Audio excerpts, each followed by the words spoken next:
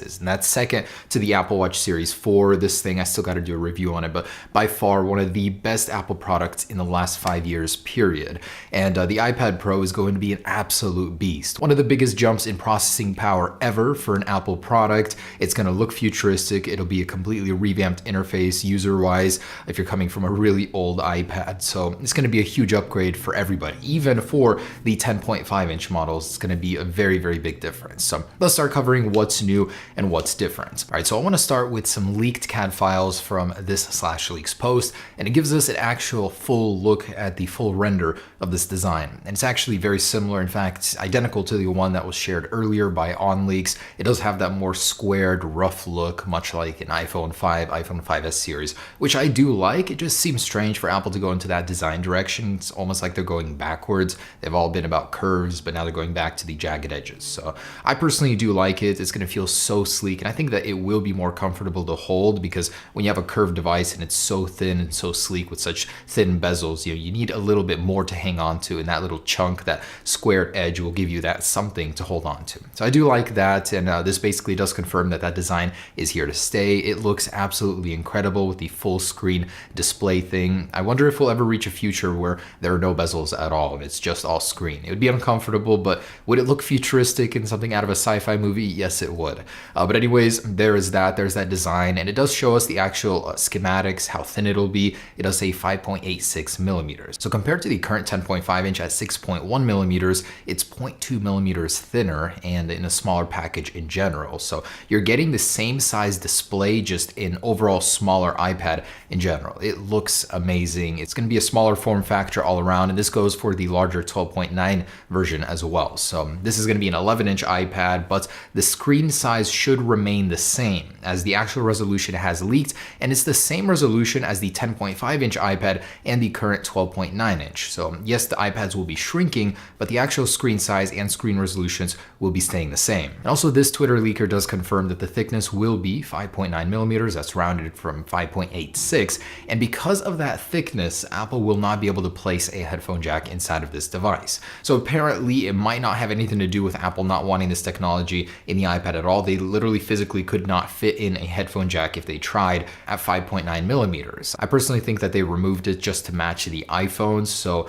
that none of them will have it. It'll be more of an even design. You'll have to use an adapter with it, and eventually the MacBooks might get rid of it as well, just for it to be more even and synchronized across all of the devices. I'm sure that physically they could have fit it in, but they didn't want to for the principle alone. And developer Rambo does confirm that there will be no Face ID notch up top, because yes, these new iPads will be replacing the home button with the Face ID system, and thankfully there will not be that ugly notch up top. And that's because of the bezel. Apple has more room around the iPad to hide the Face ID system, and it's going to look very nice not having one. On the iPhone, understandably, there's no room to hide that, place it somewhere else, so Apple has to have a notch. Eventually they'll make it better to where they don't need one, but for now they do on the iPhone. On the iPads they will not. And developer Rambo does also confirm that horizontal Face ID will be happening on this new iPad, so you'll be able to unlock it in both vertical and horizontal orientation. But unfortunately, due to an alignment issue, just the way that these are made in the new iPads, developer Steve Troughton-Smith did share earlier that he found code in iOS 12.1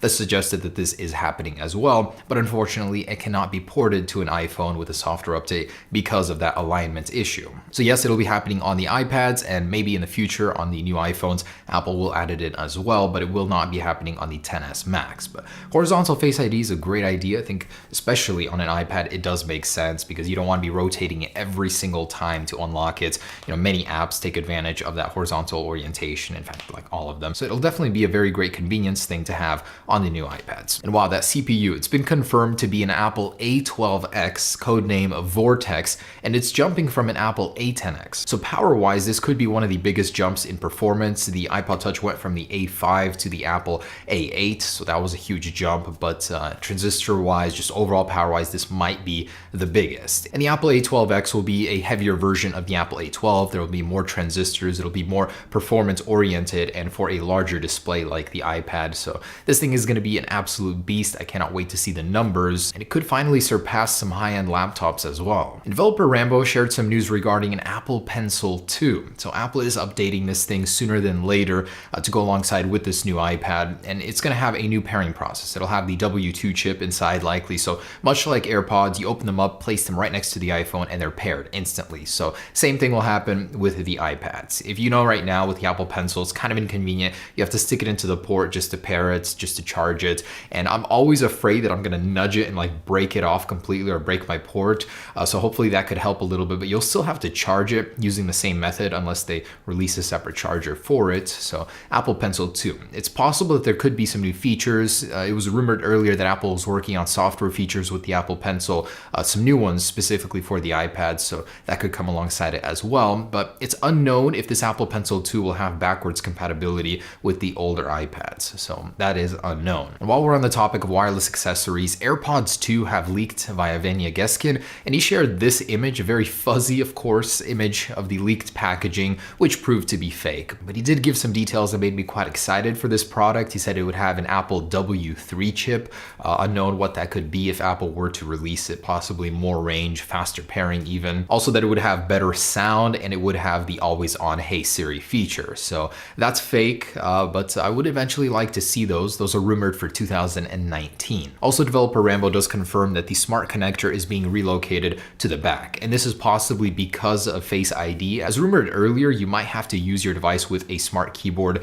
in this vertical orientation now just because of that, because Face ID, there would be some sort of inconsistencies there. We'll see, but that is being relocated to the back for sure. And here's where things get really interesting. Yes, Apple will be adding a USB-C port. Developer Rambo does confirm this, and that's very, very unusual for Apple. They've been sticking with Lightning for so long, but there's a reason that they're going to USB-C on the iPad. Now that it's powerful enough to actually power an external display to drive it, Apple is finally adding that functionality into the new iPad via USB-C. So the rumor is you'll be able to power a 4K display from the iPad, and not only 4K, but 4K HDR at that. You'll also have control over many things such as brightness, resolution, and HDR as well. So imagine an iPad driving a 4K display. That's kind of crazy. With the Apple A12X chip, you'll be able to do that, and of course with the USB-C. So this could be a precursor to Apple finally adding USB-C to iPhone, but there's really no need for them to do that. I wouldn't put it past them though, but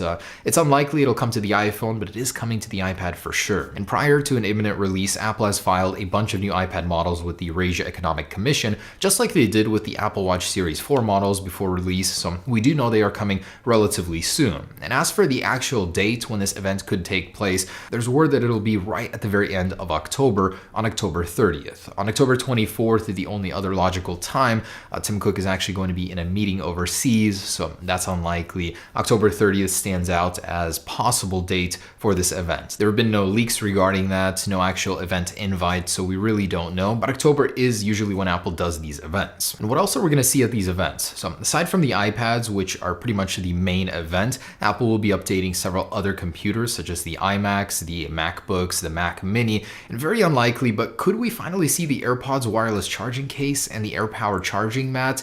Apple's been having so much issues with that one, and they've removed almost all mention of it from their official website, so it leaves people wondering where the heck is it? And I've been wanting it for so long. I mean, it's kind of ridiculous how long it's been taking, but they've been having so many issues with it, so it's a little understandable why they would not hype this thing or promote it in any sort of way. So I'm very excited for that event. It is likely happening on October 30th, give or take a day. Also, something I wanted to mention is the new iPhone XR, which pre-orders are starting here in just about a week. There's a new clear case, the first ever from Apple clear case for an iPhone being promoted in other countries, namely Canada, and here are some pictures of it. Looks really cool, but no different from any other clear case that you can get. Prices translate to roughly $40, whereas you can buy this thing probably for $10 or under in a very good quality on Amazon. So it's cool that it's the first one from Apple, but I think it's definitely a little bit overpriced for what you get. All right, guys, so there it is. The 2018 iPad Pros coming here imminently.